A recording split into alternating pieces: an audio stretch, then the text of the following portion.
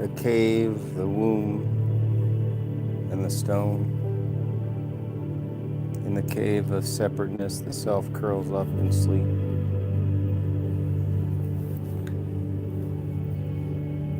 One third of us has never been born at all.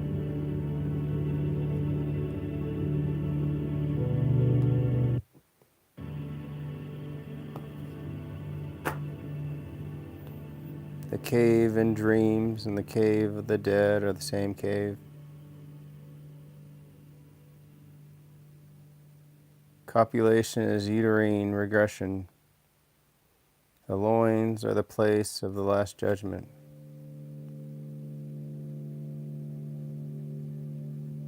The soul begins in sleep.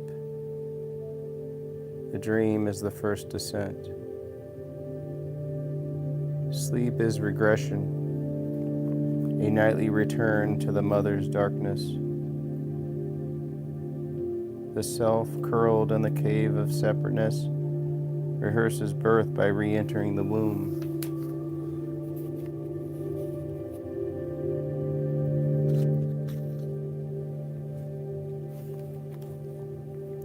To sleep is to retreat into the not yet born, the condition of Albion before awakening. Dreaming restores us to the age before consciousness, the eternal pre-existence of the unborn.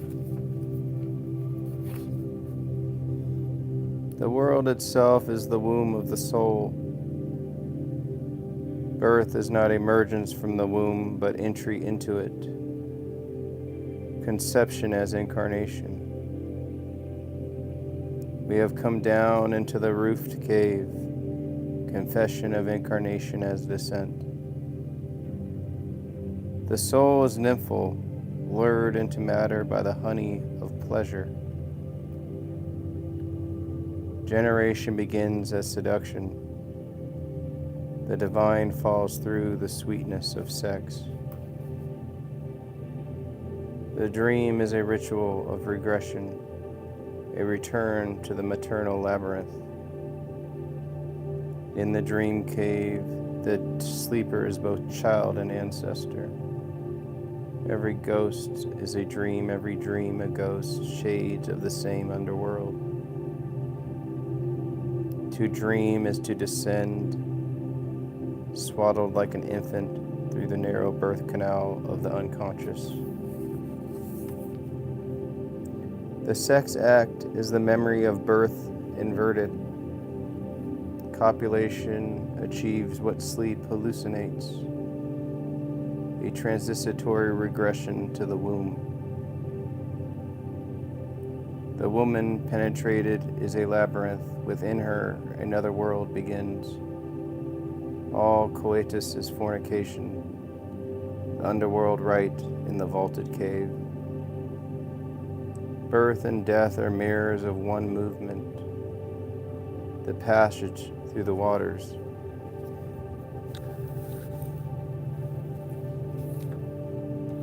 Flinging oneself into the water means being born. Sleep is coitus, coitus is death, death is birth. The soul's rhythm is twofold, every entrance an exit, every emergence a return. In myth, the hero's birth from water conceals his descent into it. Salvation and drowning as one gesture. The phallus and the corpse are twin symbols of the soul's erection, death raised into form. To be turned to stone is the punishment and preservation of virility. The stiffened organ is the monument, the soul's desire fossilized into matter.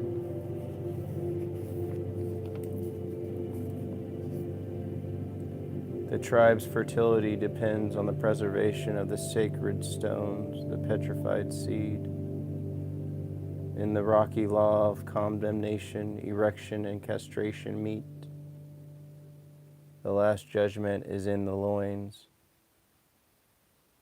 The world of generation is the dream of the mother's body. Every incarnation is a re-entry, each conception a repetition of the primal fall.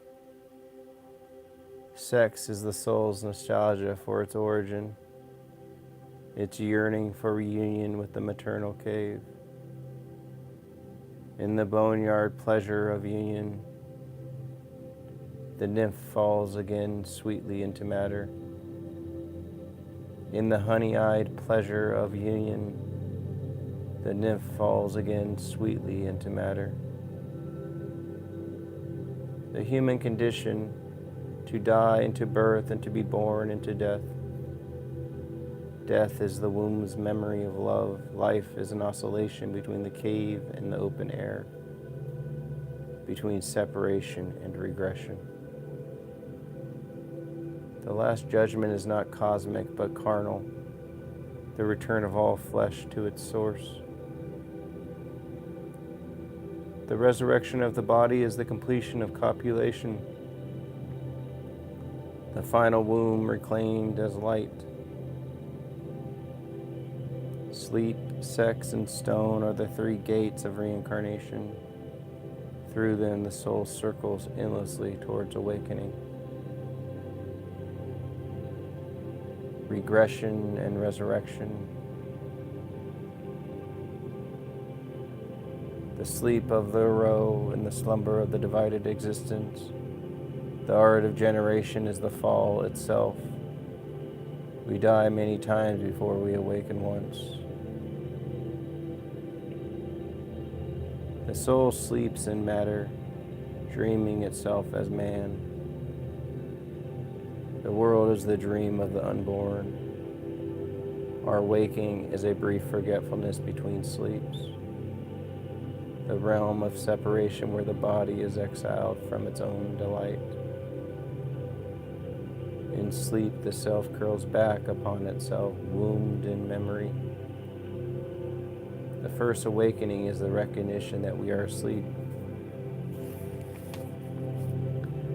To regress is not to go backward, but to return to the source. The psyche seeks the womb because it seeks wholeness.